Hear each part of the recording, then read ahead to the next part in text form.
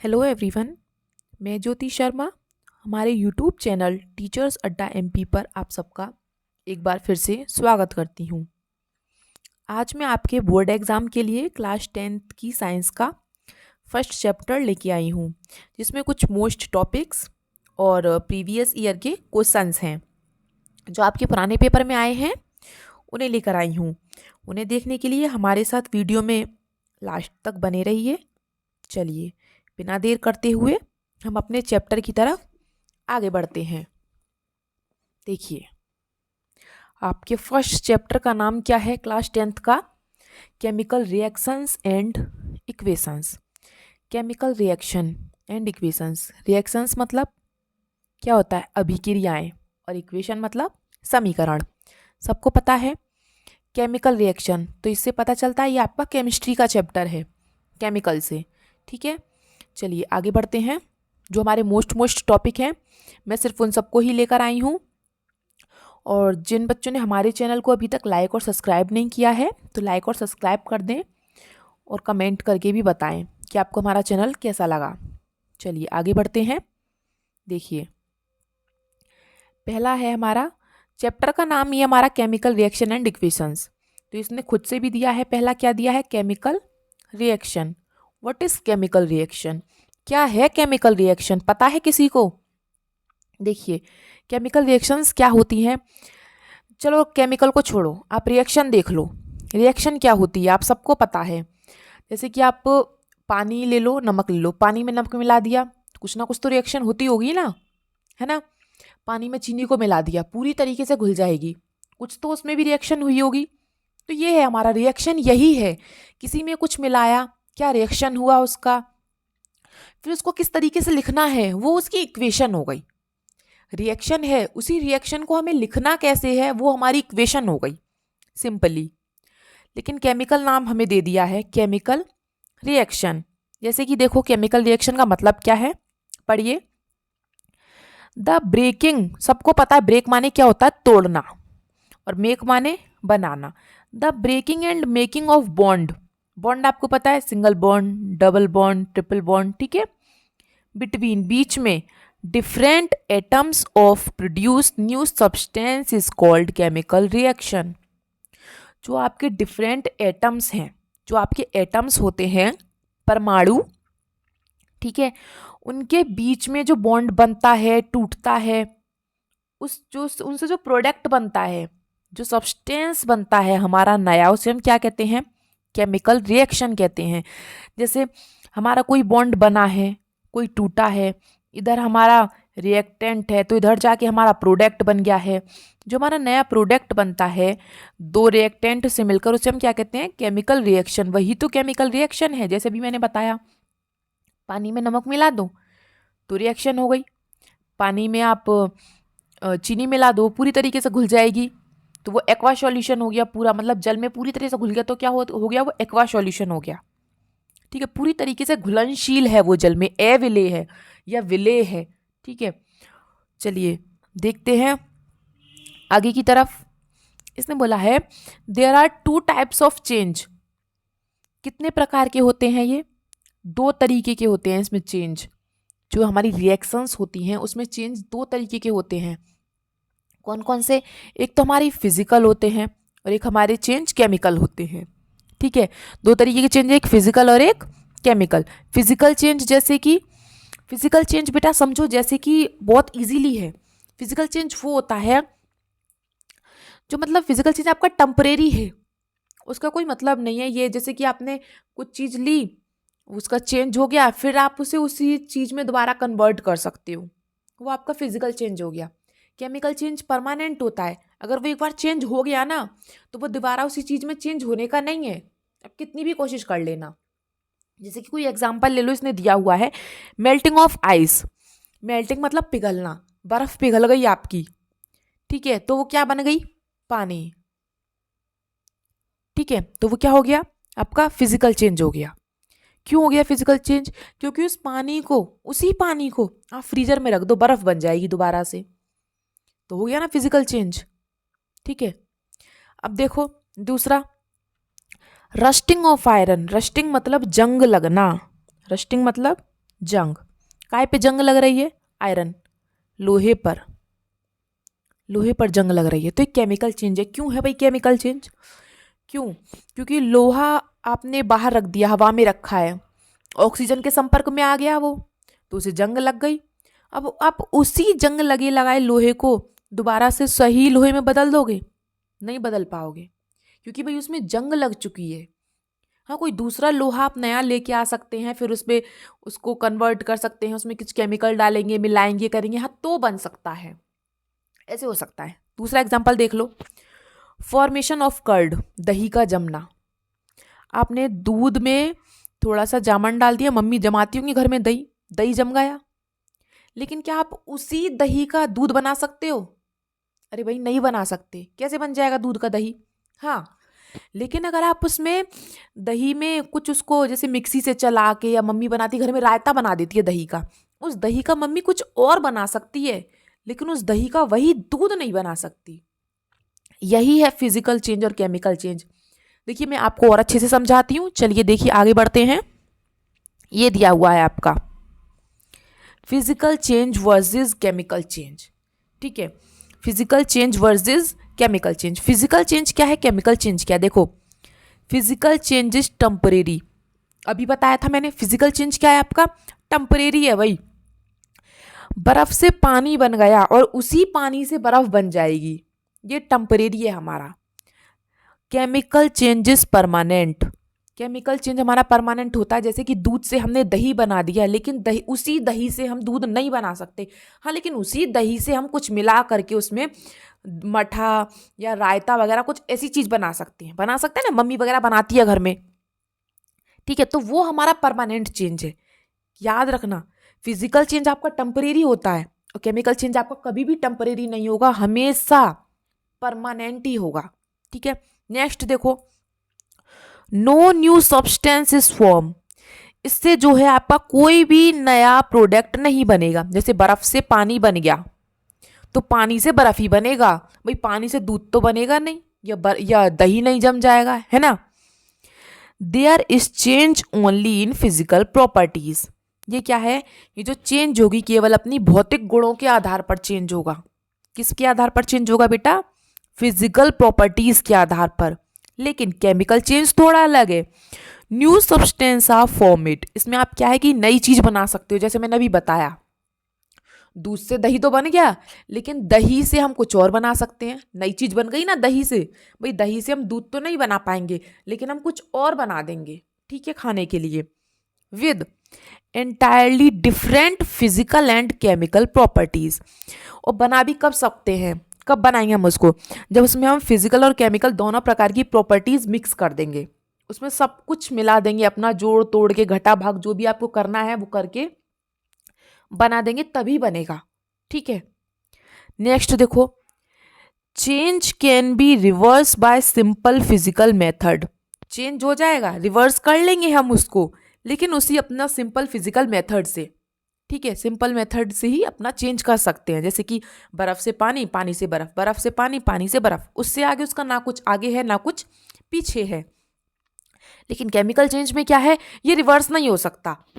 Change can not be reverse, can not be reverse bye simple physical method. ये reverse नहीं हो सकता। जैसे मैंने बताया भैया, दूध से दही तो बन जाएगा, लेकिन दही से दूध, उसी दही से आप दूध कभी नहीं बना पाओगे, ठीक है। नेक्स्ट देखो, एनर्जी में और मे नॉट बी रिलीज और एब्जॉर्ब। इसमें क्या कहेगा, जो एनर्जी है वो रिलीज हो भी सकती है और नहीं भी हो सकती है। इसमें जो फिजिकल चेंज होते हैं उसमें तुम्हारी एनर्जी का कोई ऐसा नहीं है कि रिलीज हो रही है, एब्जॉर्ब हो रही है, आप उसको उत्सर्जित कर रहे हो, अवशोषित हो रही है, जो भी हो रहा है उसमें, उसमें जरूरी नहीं है कि मे और मे नॉट भी, दोनों ही चीज हो सकती है। उसमें हो भी सकती है एनर्जी रिलीज, एब्जॉर्ब, या नहीं भी हो सकती है। लेकिन जो आपका केमिकल चेंज है, जो केमिकल चेंज है उसमें डेफिनेटली केमिकल चेंज के दौरान एनर्जी रिलीज भी होगी और एनर्जी आपकी एब्जॉर्ब भी होगी। या तो रिलीज हो रही होगी या उसमें एब्जॉर्ब हो रही होगी, कुछ ना कुछ तो जरूर हो रहा होगा। ये है केमिकल चेंज और फिजिकल चेंज में ये डिफरेंस है। ध्यान से पढ़िए, ध्यान से देखिए क्वेश्चन क्या कह रहा है और क्या नहीं कह रहा है, ठीक है। मैंने आपको फिजिकल चेंज और केमिकल चेंज दोनों अच्छे से समझा दिया है। आप एक बार इसको खुद से भी पढ़ें, तभी आपको समझ में आएगा। नेक्स्ट देखिए आगे क्या कह रहा है, any change that involve chemical change is called chemical reaction. जो भी केमिकल चेंज होते हैं, किसी भी चीज में केमिकल चेंज हो जाए वो केमिकल रिएक्शन है, सीधी सीधी सी बात है और सबको पता है, सिंपल सी बात है ये। जहां केमिकल चेंज हो गया वो केमिकल ही रिएक्शन हो गई, ठीक है। नेक्स्ट देखिए क्या कह रहा है ये, केमिकल इक्वेशन। अब हमें क्या बनाना है, केमिकल इक्वेशन बनाना है। केमिकल इक्वेशन, केमिकल इक्वेशंस क्या होती हैं आपकी भाई, जैसे हमने अभी केमिकल रिएक्शन पढ़ी, हमने जो रिएक्शंस पढ़ी हैं, जैसे मैंने बताया पानी में नमक मिला दो, पानी क्या है H2O, नमक क्या है Na, ठीक है। पानी में नमक मिला दो, पानी में नमक मिला दिया आपने तो क्या हो गया, वो रिएक्शन हो गई। लेकिन उस रिएक्शन को लिखते किस तरीके से हैं, जिस तरीके से आपको लिखना है वो आपकी इक्वेशन हो गई। जो आप लिखेंगे वो इक्वेशन है, और जो आपने समझा है या किया है प्रैक्टिकली वो आपका रिएक्शन है ना। आपने घर में नमक और पानी लिया, वो आपका प्रैक्टिकल हो गया, वो आपकी रिएक्शन कर लिया आपने। लेकिन आपको उसको नोटबुक में किस तरीके से लिखना, वही तो इक्वेशन होगी। सिंपल सी बात है। देखो जैसे the representation of chemical reaction, represent की है जो आपने chemical reaction in the form of formulae of reactant and product. Reactant and product, जो आपके रिएक्टेंट हैं और प्रोडक्ट हैं। रिएक्टेंट मतलब अभिकारक और प्रोडक्ट मतलब उत्पाद। अभिकारक मतलब जिनसे हम बनाएंगे, और जो उत्पाद मतलब जो आपका बनेगा, ठीक है। Product separated by an arrow mark is called chemical equation. Arrow mark से रिप्रेजेंट है, देखो कैसे, ये हैं आपके रिएक्टेंट। रिएक्टेंट क्या होते हैं, अभिकारक। रिएक्टेंट को हम क्या बोलते हैं, अभिकारक, ठीक है। और प्रोडक्ट, प्रोडक्ट मतलब क्या होता है, उत्पाद, ठीक है बेटा। इनसे बनाया है ये बनेगा, ठीक है। पहले उसने क्या दिया, वर्ड इक्वेशन। वर्ड इक्वेशन मतलब जिन बच्चों को समझ में नहीं आता है, वर्ड मतलब शब्द, शब्दों के द्वारा बड़े बड़े उसमें एकदम खोल के, जैसे कि ये क्या, मैग्नीशियम, मैग्नीशियम प्लस ऑक्सीजन। अगर हम हवा के संपर्क में, हवा में हमेशा ऑक्सीजन होती है, आप सबको पता है। हम हवा के संपर्क में मैग्नीशियम को रख दें, मैग्नीशियम को रख दें तो क्या बनेगा, मैग्नीशियम ऑक्साइड। क्या बनेगा बेटा, मैग्नीशियम ऑक्साइड। इसने इसको लिखा है वर्ड इक्वेशन में, मतलब खोल के लिख दिया है। लेकिन अगर इसको हम बोले कि भाई इसको केमिकल इक्वेशन में लिखो, इतना लंबा चौड़ा कौन लिखेगा पेपर में। वहाँ तो आपको जो इन सब की है, मैग्नीशियम है, ऑक्सीजन है, मैग्नीशियम ऑक्साइड है, इन सब के सिंबल मांगेगा। क्या क्या सिंबल है सबके, सबको पता है। देखिए मैग्नीशियम को क्या लिखते हैं हम, Mg, और ऑक्सीजन को क्या लिखते हैं हम, O। लेकिन हमें अपनी इक्वेशन बनाने के लिए हमें क्या बनेगा, मैग्नीशियम ऑक्साइड। तो हम क्या लेंगे, Mg प्लस O2, तो क्या बन जाएगा हमारा MgO, मैग्नीशियम ऑक्साइड। ये हमारे रिएक्टेंट हैं और ये हमारे प्रोडक्ट हैं। हिंदी में ये हमारा अभिकारक है और ये हमारे उत्पाद हैं, ठीक है बेटा। ये इसने वर्ड में लिख के बताया है और ये इसने केमिकल इक्वेशन में। हम मोस्टली केमिकल इक्वेशन में ही लिखते हैं, वर्ड इक्वेशन में तो इसलिए लिखा है, मैंने इसलिए दिखाया है आपको, ताकि जिन बच्चों को समझ में नहीं आता है, जैसे Mg क्या होता है नहीं पता है तो याद कर लीजिए। आप सबको पता है एलिमेंट कितने हैं हमारे उसमें केमिस्ट्री में, सारे नहीं, जहाँ तक या कुछ अभी तक फिलहाल आप 30 तक याद कर लीजिए। क्लास 10th में हो आप, 30 तक याद कर लीजिए। Mg मतलब मैग्नीशियम, N मतलब nitrogen, O oxygen, Al aluminium, H hydrogen. सिर्फ बहुत तरीके के एलिमेंट हैं हमारी केमिस्ट्री में, तो पहले आप उनको याद कर लीजिए जिससे कि आपको समझ में आ जाए कि मैग्नीशियम को क्या कहते हैं, Mg। ऑक्सीजन को किससे डिनोट करेंगे, O से। तो ये हमारा मैग्नीशियम प्लस ऑक्सीजन मिलके क्या बन गया, हमारा मैग्नीशियम ऑक्साइड, ठीक है। तो Mg plus O2 arrow MgO। आ गया समझ में बेटा। आगे बढ़ते हैं। अब भाई हमने ये इक्वेशन बना तो ली, लेकिन इसको बैलेंस कैसे करेंगे। अब बैलेंस का मतलब क्या होता है कि जैसे आपने Mg इधर कितने हैं, 1 है, और इधर Mg कितने हैं, 1 है। इधर O कितने हैं, 2 हैं, लेकिन इधर तो O 1 ही है। तो भाई एक O कहाँ चला गया हमारा, दोनों तरफ बराबर बराबर होने चाहिए, ये है बैलेंस का मतलब। The same number of atoms of each element on the left hand side and right hand side of the equation. इसने कहा जो इक्वेशन है आपकी उसमें LHS और RHS दोनों तरफ सेम नंबर होने चाहिए एटम्स के। ठीक है, जो एलिमेंट हैं, एलिमेंट के जो एटम्स हैं उनके सेम नंबर होने चाहिए। ठीक है, देखिए जैसे हमारे LHS में देखो Mg एक है और O कितने हैं, 2 हैं।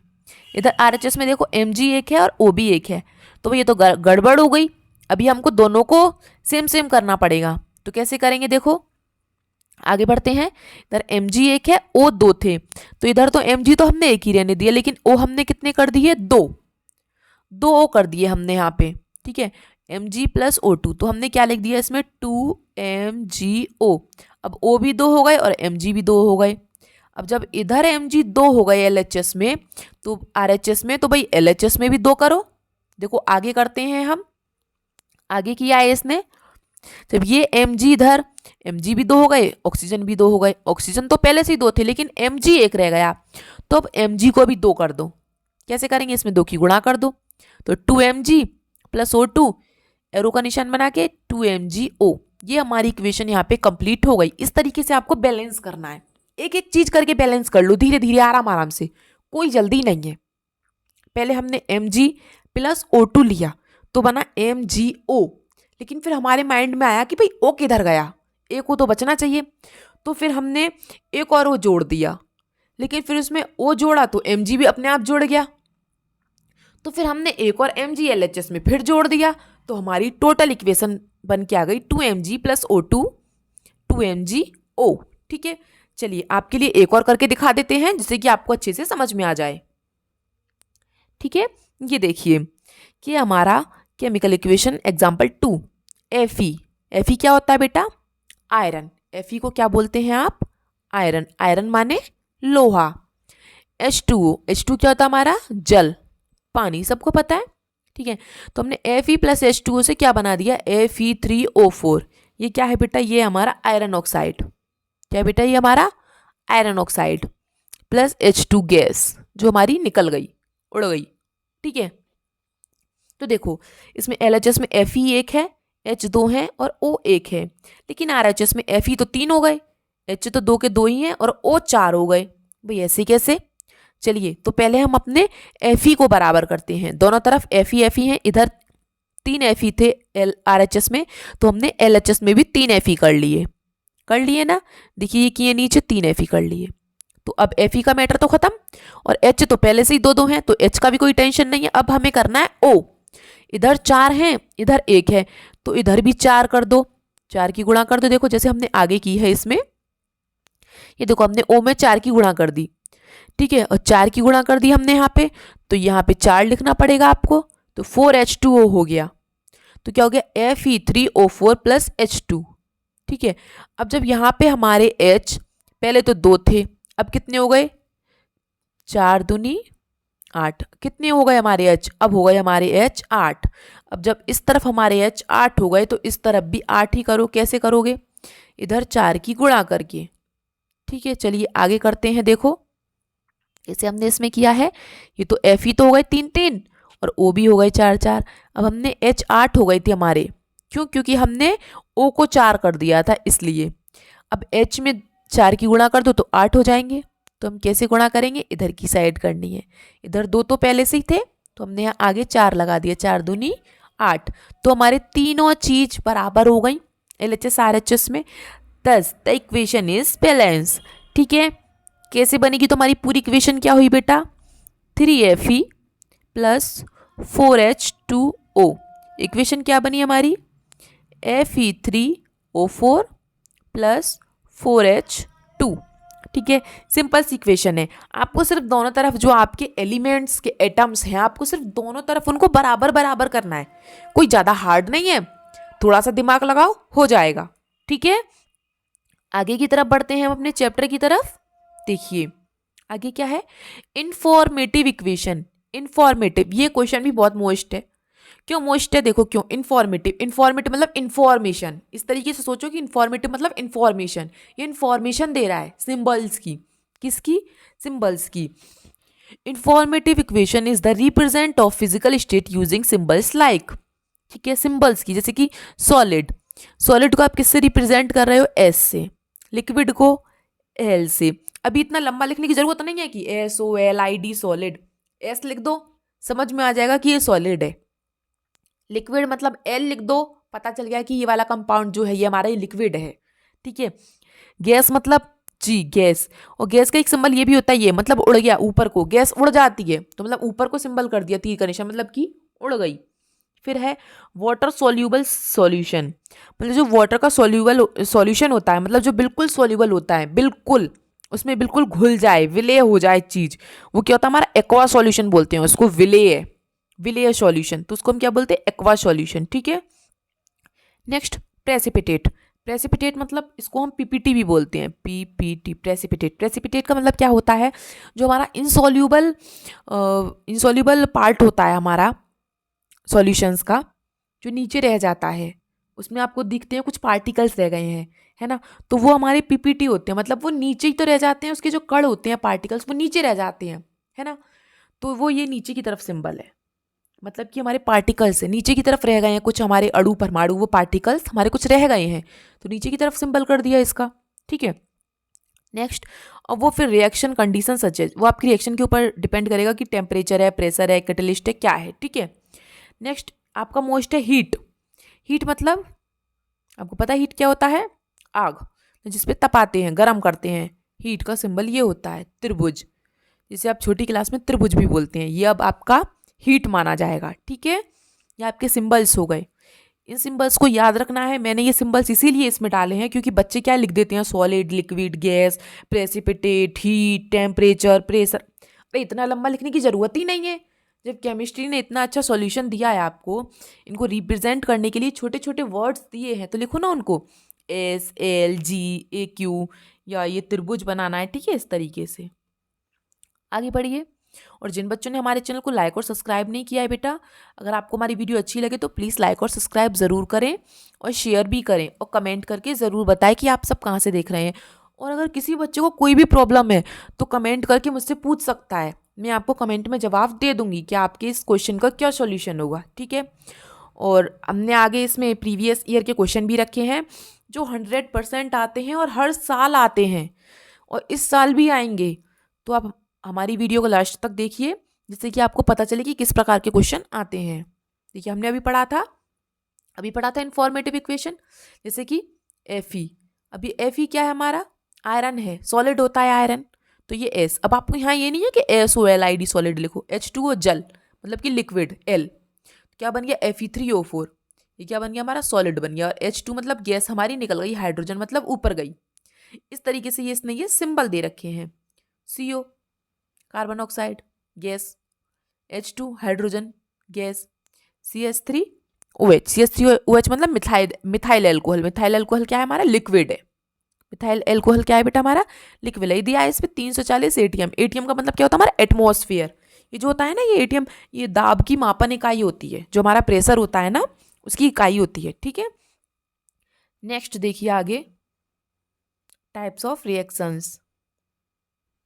अगर किसी बच्चे को हम 12th क्लास की ग्रामर पढ़नी है, 9th से 10th 12th 11th जो भी पढ़नी है अपने बोर्ड एग्जाम के लिए, तो हमारे यूट्यूब चैनल पर ये सर हैं दीपक सर, ये आपको सारे क्वेश्चन पेपर सब सॉल्व कराते हैं, 12th क्लास का, 11th का, 9th का, 10th का, सबका, तो आप यहाँ से पढ़ सकते हैं। देखो टाइप्स ऑफ रिएक्शंस, रिएक्शन काफ़ी टाइप की हो गई, देखो जैसे कॉम्बिनेशन, संयोजन, डिकम्पोजिशन, वियोजन, डिस्प्लेसमेंट मतलब विस्थापन, डबल डिस्प्लेसमेंट मतलब द्विविस्थापन। ठीक है।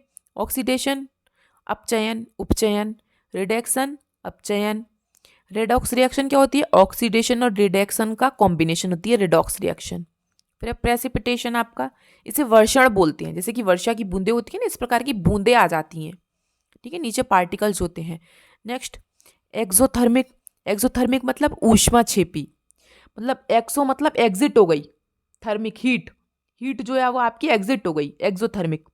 एंडोथर्मिक, एंडोथर्मिक है आपकी ऊष्मा शोषी, जो एब्जॉर्ब कर लेती है हीट को। ठीक है, ये सारी आपकी रिएक्शंस हैं, ये पेपर में बार बार आएंगे, और मेरी गारंटी है कि इस बार भी 2 क्वेश्चन यहाँ से जरूर आएंगे।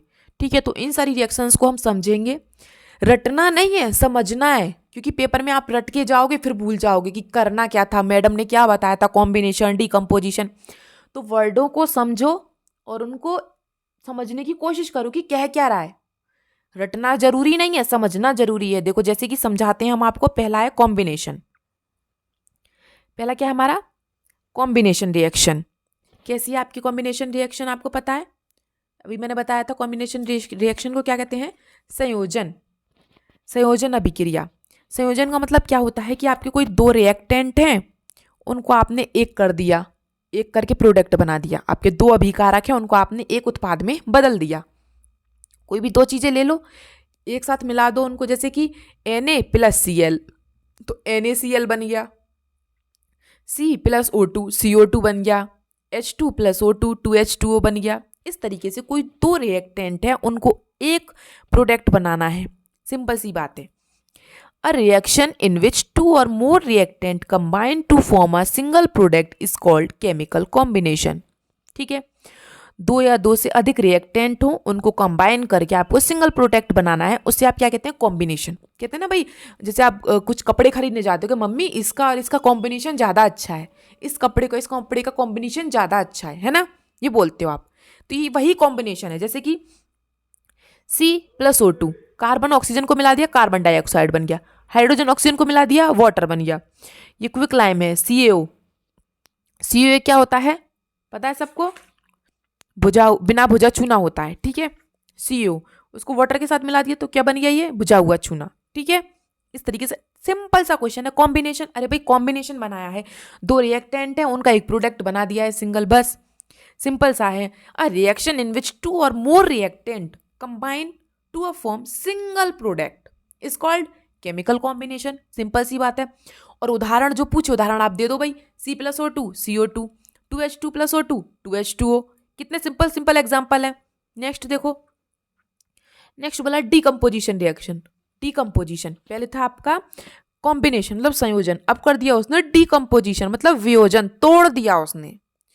उसने क्या बोला कि जैसे मेरे पास एक चीज है और मैं उसे दो चीजों में तोड़ दूं। अब पहले दो चीजों को एक बनाया, अब एक चीजों को दो या तीन बना दे, दो या तीन से अधिक बना दो, कितना भी बना दो। इस सेम टू सेम उसका उल्टा है बिल्कुल। जैसे कि a reaction in which single reactant, कैसा रिएक्टेंट है बेटा? Single, breaks down to form two or more product is known as decomposition reaction.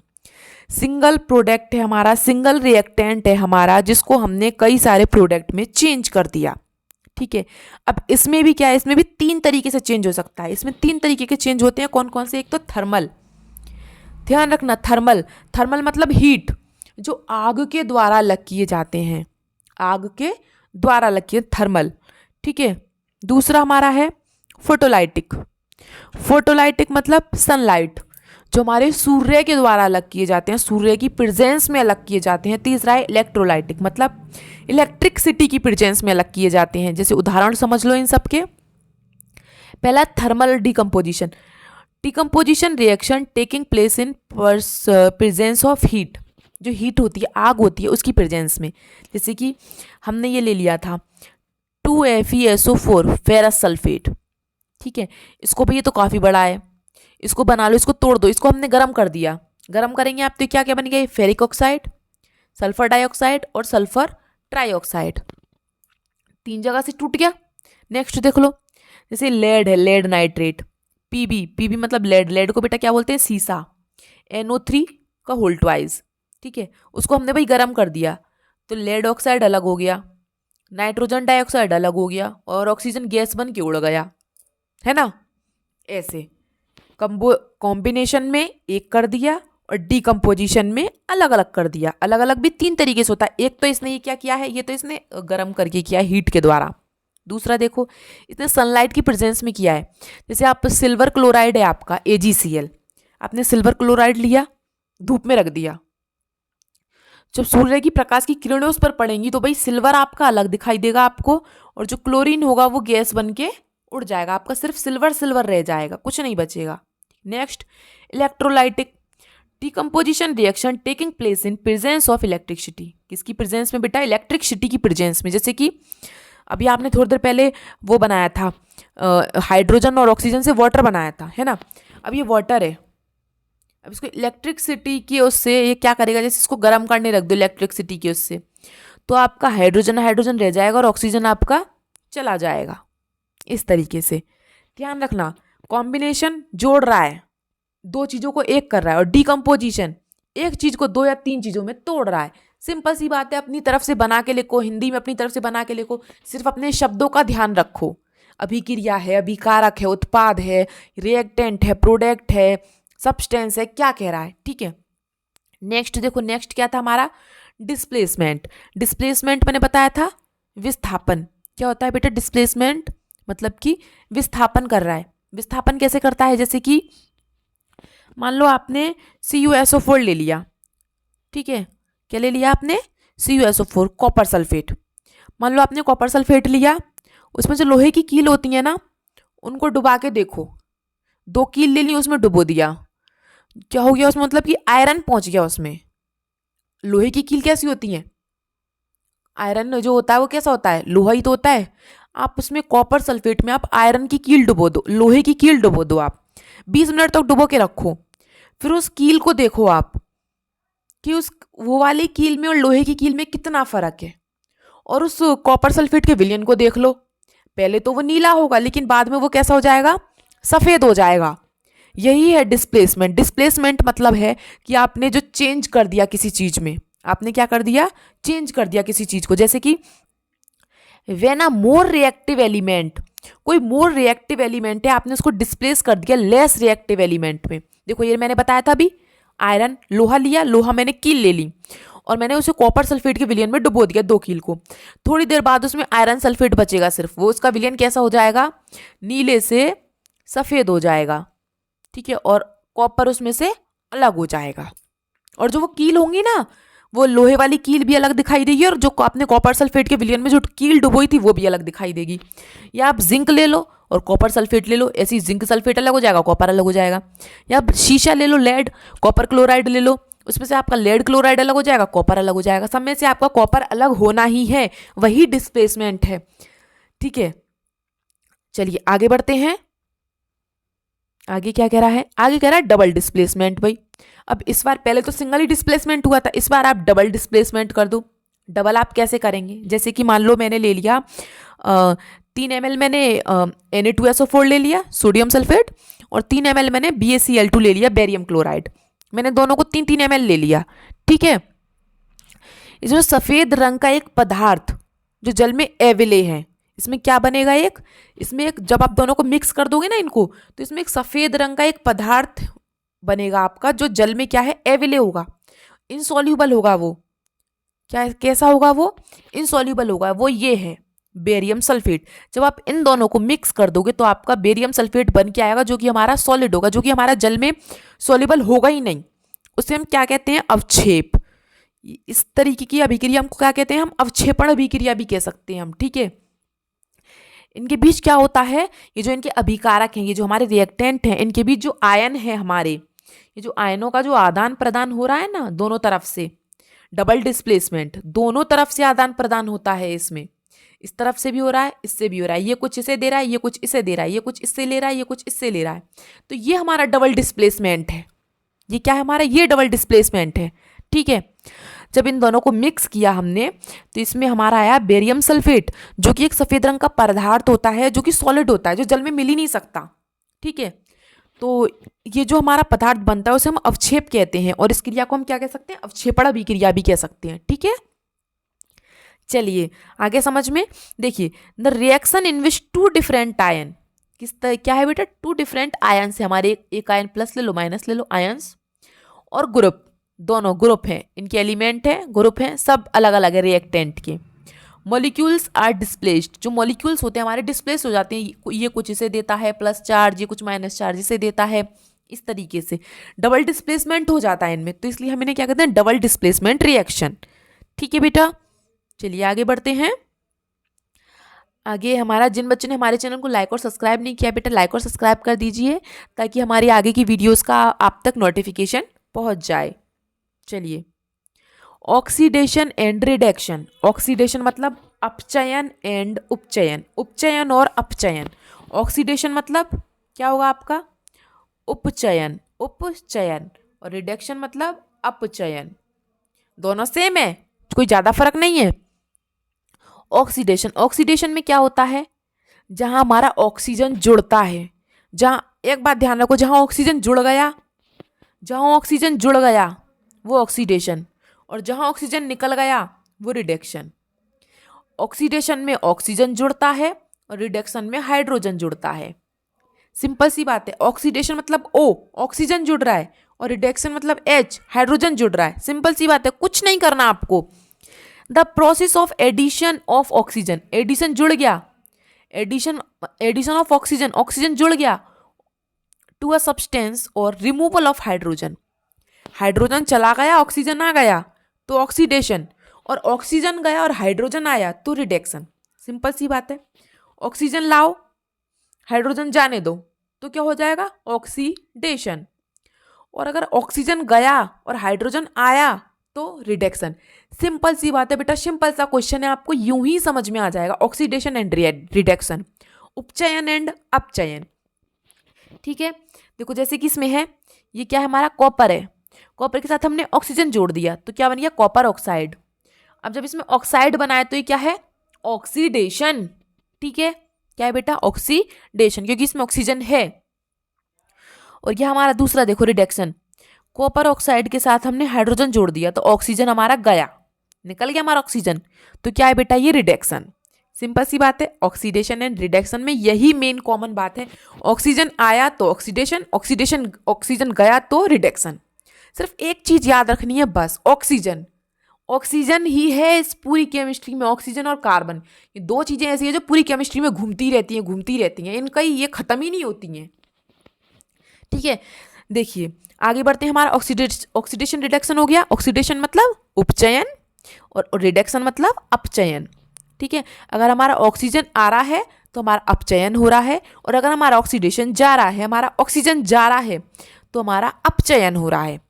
ठीक है, और देखो ये जो ऑक्सीडेशन और रिडक्शन है ना, इन दोनों का जो कॉम्बिनेशन है, ऑक्सीडेशन प्लस रिडक्शन, इनका जो कॉम्बिनेशन है, उपचयन प्लस अपचयन, इनका जो कॉम्बिनेशन है उसे हम क्या कहते हैं, रेडॉक्स रिएक्शन।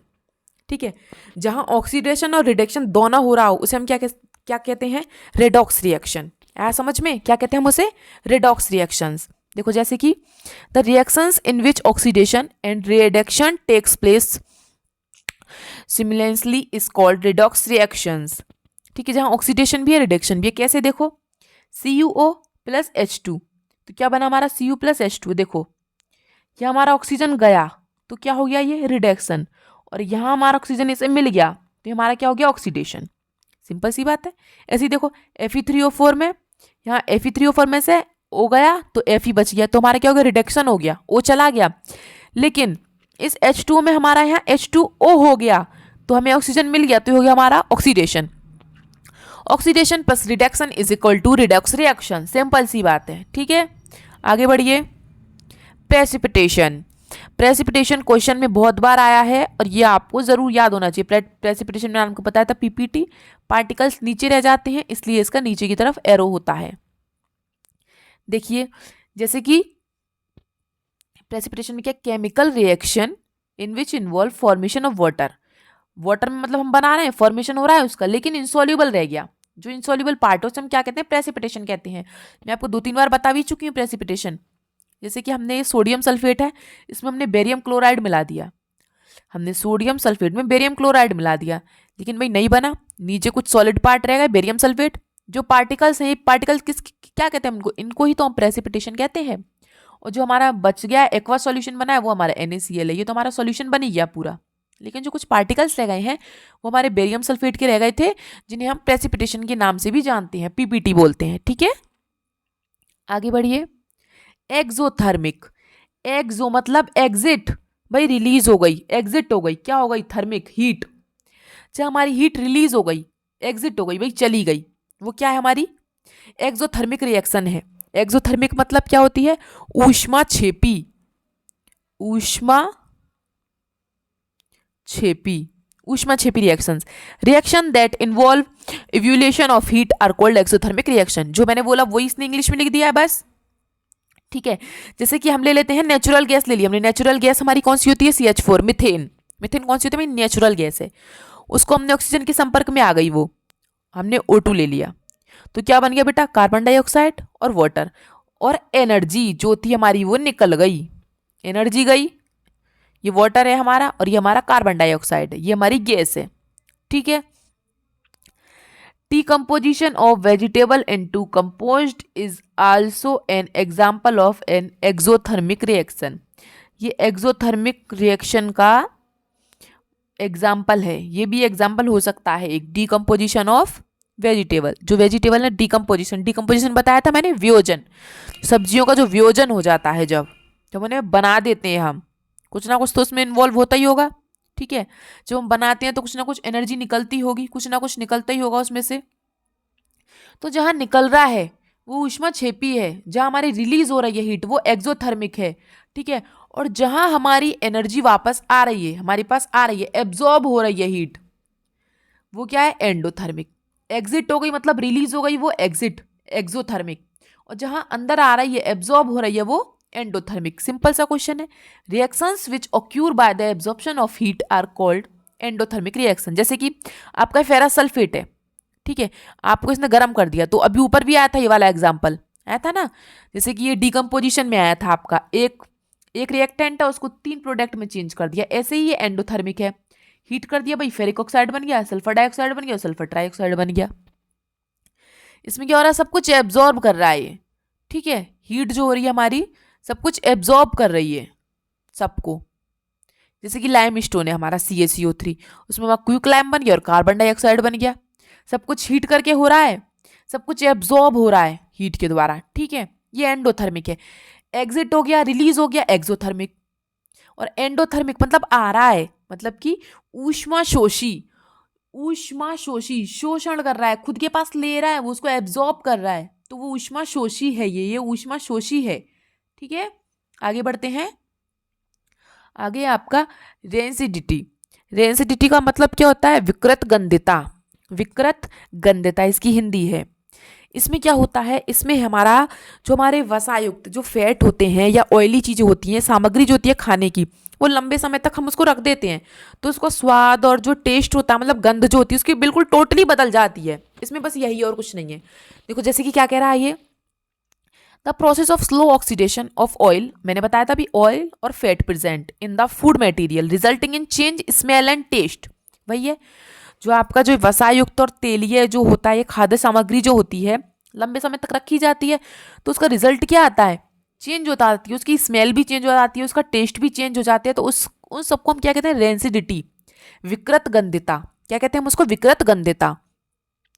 तो कुछ जैसे खाने पर उसका क्या क्या असर पड़ता है, जैसे कि by keeping food materials in air tight container, refrigerator of cooked, refrigerator मतलब fridge of cooked food at low temperature. Fridge को आप लो टेम्परेचर पर कर दो, खाने को हम रख देते हैं फ्रीज में, तो जो ताज़ा खाना बनता है और जो फ्रीज का खाना, उसका टेस्ट अलग होता है, स्मेल भी अलग होती है, कुछ ना कुछ तो फर्क होता ही है उसमें, ऐसा नहीं है।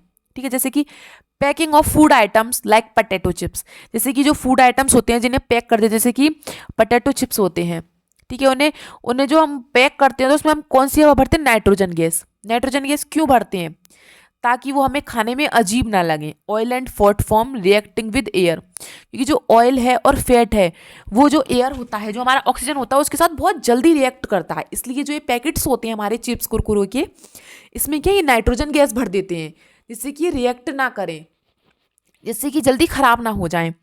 Next, avoid keeping the cooked food and food materials in direct content with air, connect with air. Next, by adding anti oxidants.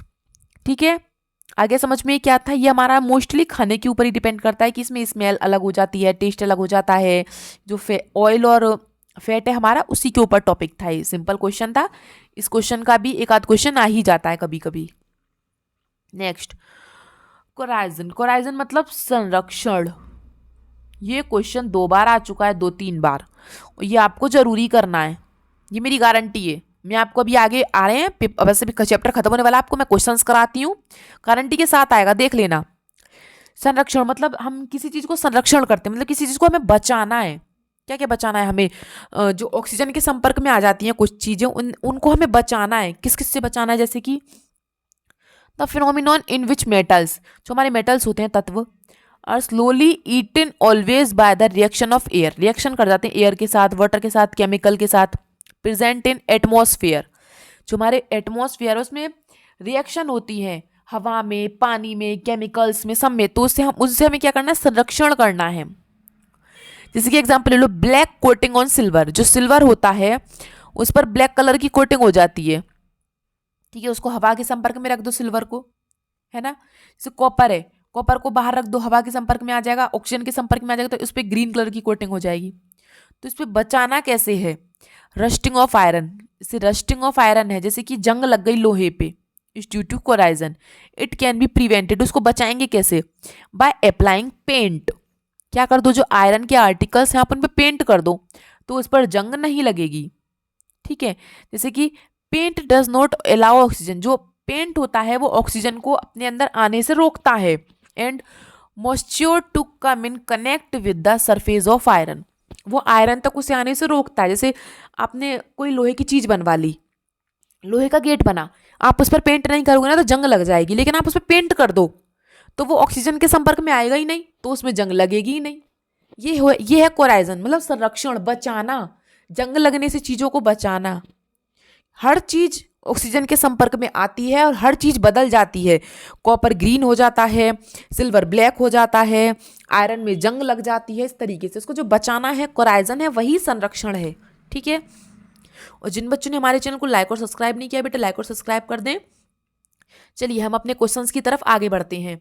देखिए मैंने आपको क्वेश्चंस बताए हैं, देखो अपचयन और उपचयन, ये जो क्वेश्चंस लिए हैं मैंने, ये क्वेश्चंस मैंने आपके प्रीवियस ईयर बोर्ड के एग्जाम में जो क्वेश्चंस आए हैं वही लिए हैं, और मेरी गारंटी है हर बार 2 क्वेश्चन आते हैं, हर बार 2 क्वेश्चन आते हैं। ये जो मैंने आपको 6-7 टॉपिक पढ़ाए हैं इनमें से 2 क्वेश्चन डेफिनेटली आते हैं, और इस बार भी आएंगे, आप लिख के ले लो, इस बार भी क्वेश्चन आएंगे। देखो पढ़ लो, what do you mean by oxidation reduction. Oxidation reduction मैंने आपको अभी पढ़ाया है। ऑक्सीडेशन और रिडक्शन क्या होता है? अपचयन उपचयन, ठीक है। जहां ऑक्सीजन आ रहा है वो अपचयन ऑक्सीडेशन, और जहां ऑक्सीजन जा रहा है वो उपचयन रिडक्शन, ये ऑक्सीडेशन रिडक्शन है। विद एग्जाम्पल, एग्जाम्पल आप बना दीजिए कोई भी। देखो जैसे मैंने आपको ऊपर बनाए थे एग्जाम्पल, ये रहे ऑक्सीडेशन एंड रिडक्शन, ये रहा एग्जाम्पल। अगर अलग अलग रिएक्शन, अगर अलग अलग एग्जाम्पल लेने हैं तो ये रहे, देखो ऑक्सीडेशन एंड रिडक्शन, और एक साथ लिखना है आपको, एक साथ भी लिख सकते हैं, तो वो ये रहा। आया ना क्वेश्चन? देखो नेक्स्ट क्वेश्चन देख लो। नेक्स्ट क्वेश्चन क्या रहा है? ऊष्मा क्षेपीय व ऊष्माशोषी। अभी बताया था मैंने एक्सोथर्मिक एंड एंडोथर्मिक। एक्सोथर्मिक जो हीट गई, रिलीज हो गई एक्सोथर्मिक, और जो हीट आई एब्जॉर्ब हो गई वो एंडोथर्मिक। उसके उदाहरण अभी बताए थे मैंने, देखो ये रहे, यहीं पे है, ये रहा एक्सोथर्मिक, ये रहा एग्जाम्पल, है ना, और एंडोथर्मिक, ये रहा एग्जाम्पल। मेरी गारंटी है ये क्वेश्चन जरूर ही आने हैं आपके, जो ये दे रखे हैं, जो मैंने आपको पढ़ाया है। ये हो गए हमारे दोनों क्वेश्चंस, कोई प्रॉब्लम नहीं है, मैंने पूरा आपको डिटेल में समझाया है, पूरा एक्सप्लेन किया है, आपको एग्जाम्पल्स भी बताए हैं। अपचयन उपचयन हो गया, और ये ऑक्सीडेशन रिडक्शन हो गया, एक्सोथर्मिक एंडोथर्मिक हो गया। अगले क्वेश्चन की तरफ चलते हैं। देखो ये जो दोनों क्वेश्चन है ना, ये हमारे 2020 में आए हैं, और ये दोनों क्वेश्चन हमारे 2021 में आए हैं। Combination reaction and decomposition reaction, बेटा भी बताया था। कॉम्बिनेशन मतलब कोई 2 रिएक्टेंट हैं, उनको एक रिएक्टेंट में आपने बदल दिया, और डीकम्पोजिशन कोई एक रिएक्टेंट है, उसको आपने 2 या 3 प्रोडक्ट में बदल दिया। ये आपका क्या है बेटा? संयोजन और वियोजन अभिक्रिया है, सिंपल सी बात है। नेक्स्ट, वायु में जलने से पहले मैग्नीशियम रिबन को साफ क्यों किया जाता है? आप बताओ, वायु में जलने से पहले उसको क्यों साफ किया जाता है? क्योंकि हम इसलिए जो उसको जलाने से पहले मैग्नीशियम रिबन को इसलिए साफ करते हैं हम, ताकि उसको जब मैग्नीशियम रिबन को हम जलाएं ना, तो उसमें से क्या बनता है? वो मैग्नीशियम ऑक्साइड में परिवर्तित हो जाता है, वो जो है MgO बन जाता है। हम इसलिए उसको साफ करते हैं, मैग्नीशियम रिबन को हम किस लिए साफ करते हैं? क्योंकि जब वो ऑक्सीजन के संपर्क में आता है तो वो क्या बन जाता है? मैग्नीशियम ऑक्साइड बन जाता है, ठीक है बेटा, क्या बन जाता है? वो मैग्नीशियम ऑक्साइड। ये क्वेश्चन आपके 2021 में आए हैं। देखो ये क्वेश्चंस आपके 2022 में आए हैं ये वाले क्वेश्चन।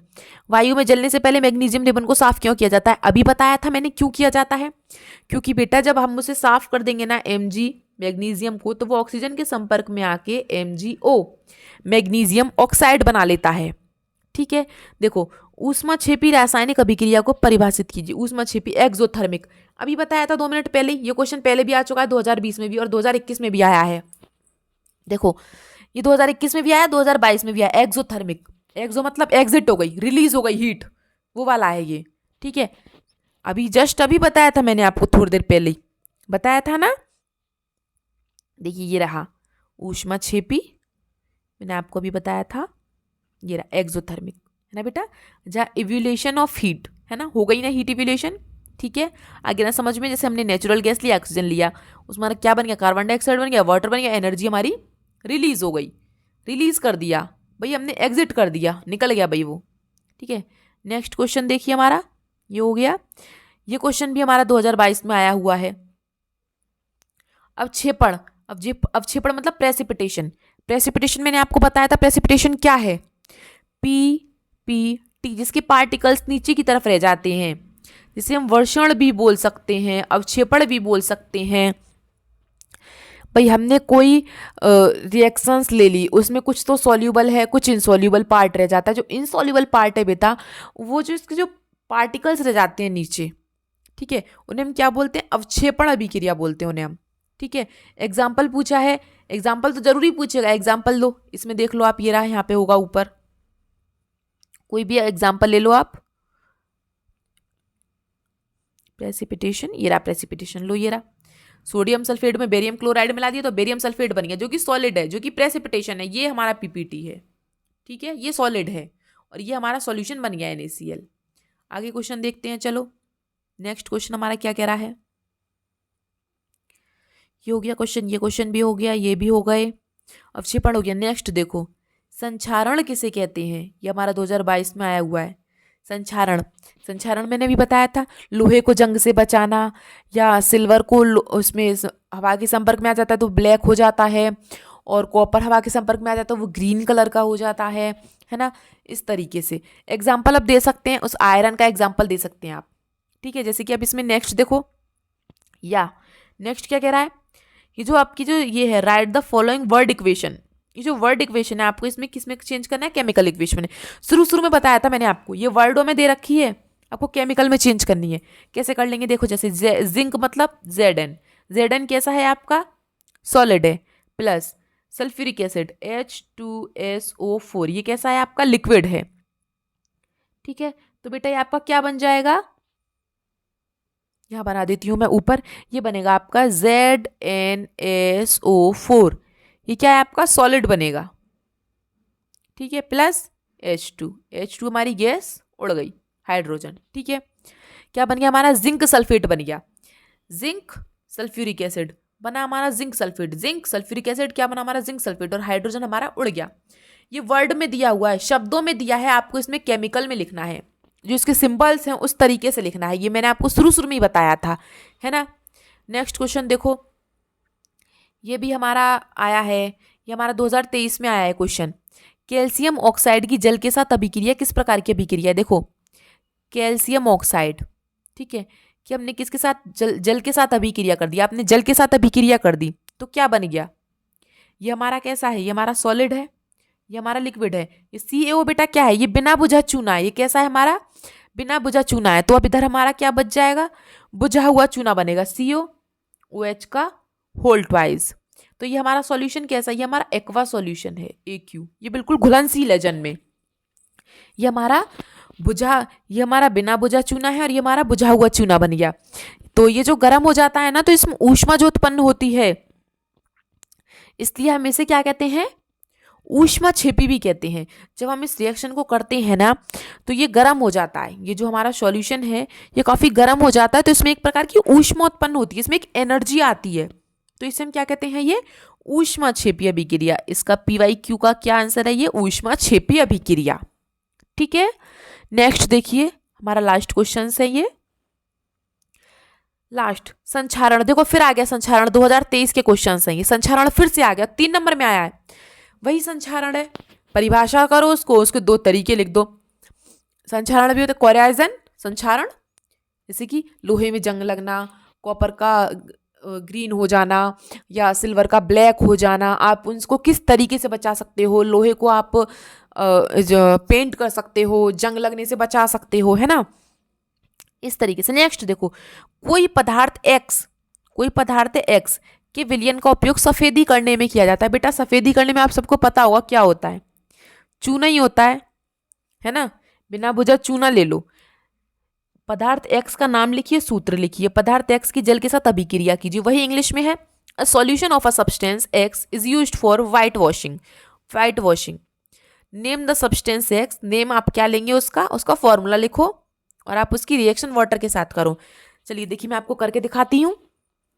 उसका नाम देखो पहले, the substance x is calcium oxide. क्या है बेटा उसका नाम, कैल्शियम ऑक्साइड। कैसे लिखेंगे आप, the substance x is calcium oxide. पदार्थ एक्स का नाम कैल्शियम ऑक्साइड है और उसका सूत्र, it's chemical formula is CaO। It's chemical formula is CaO। इसका रासायनिक नाम, सूत्र क्या है, CaO है। ठीक है, पहले का आंसर ये हो गया। दूसरा देखो, पदार्थ एक्स की जल के साथ अभिक्रिया करनी है। चलो हम इसकी जल के साथ अभिक्रिया कर देते हैं। CaO की जल के साथ कैसे करेंगे आप, calcium oxide react with water. Calcium oxide जो है आपका, ये कैल्शियम ऑक्साइड कैसा है, ये सॉलिड है। रिएक्ट विद वाटर, वाटर आपका कैसा होता है, लिक्विड। रिएक्ट कर रहे हैं आप वाटर के साथ, तो बेटा आपका क्या बन जाएगा, ये water, calcium oxide react with water to form calcium hydroxide. क्या बनेगा बेटा, कैल्शियम हाइड्रोक्साइड। ठीक है, CaOH का होल ट्वाइस। ये बिना बुझा चूना है, ये बुझा हुआ चूना है। ठीक है, हो गया इतना। बेटा ये जो क्वेश्चंस मैंने लिए हैं ये आपके प्रीवियस ईयर के क्वेश्चन है और इस चैप्टर में से गारंटी के साथ 2 क्वेश्चन आने ही आने हैं, आप लिख के ले लो कि ये चैप्टर है इतना मोस्ट, इसीलिए मैंने आपके लिए मोस्ट टॉपिक्स निकाले हैं उसमें से, और उसमें से प्रीवियस ईयर के क्वेश्चन छांट के आपको दिए हैं। ये आपका फर्स्ट चैप्टर था। अगले चैप्टर और जिन बच्चों ने हमारे चैनल को लाइक और सब्सक्राइब नहीं किया है बेटा, प्लीज़ हमारे चैनल को लाइक और सब्सक्राइब करें, जिससे हमें पता चल जाए कि आप हमारे चैनल को देख रहे हैं, आपको पसंद आ रहा है हमारा चैनल। और कमेंट करके हमें ज़रूर बताएं, और कमेंट करके आप मुझसे कुछ भी पूछ सकते हैं। अगर आपको किसी क्वेश्चन में डाउट है या कुछ पूछना है तो इस चैप्टर के बारे में आप मुझसे कुछ भी पूछ सकते हैं, मैं आपको कमेंट में आंसर दे दूंगी। ठीक है, और हमारे चैनल को देखने के लिए, हमारी वीडियो को देखने के लिए आप सबका बहुत बहुत थैंक यू। नेक्स्ट वीडियो तक के लिए इंतज़ार कीजिए। चलिए तब तक के लिए आपका थैंक यू।